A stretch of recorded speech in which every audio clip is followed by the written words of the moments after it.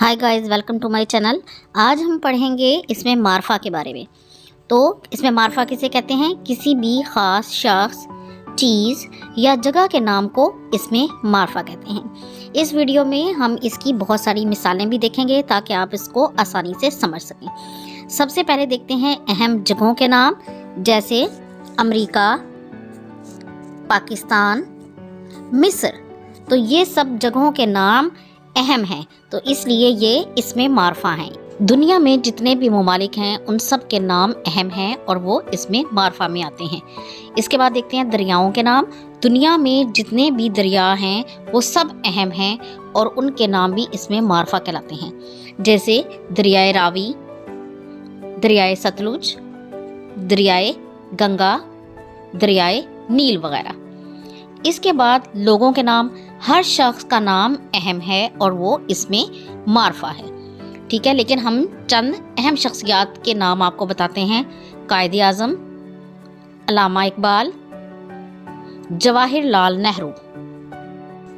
दिनों के नाम भी अहम हैं और ये इसमें मार्फा हैं। देखते हैं कौन कौन से नाम हैं। पीर, मंगल, बुध, जुमेरात, जुम्मा, हफ्ता, इतवार। दुनिया में कुछ मशहूर मस्जिदें भी हैं। देखते हैं फैसल मस्जिद, बादशाही मस्जिद, मस्जिद नबवी। ये सब इसमें मार्फा हैं। महीनों के नाम।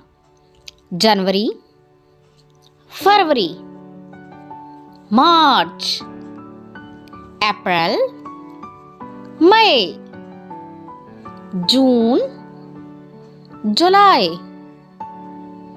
अगस्त, सितंबर, अक्टूबर, नवंबर, दिसंबर।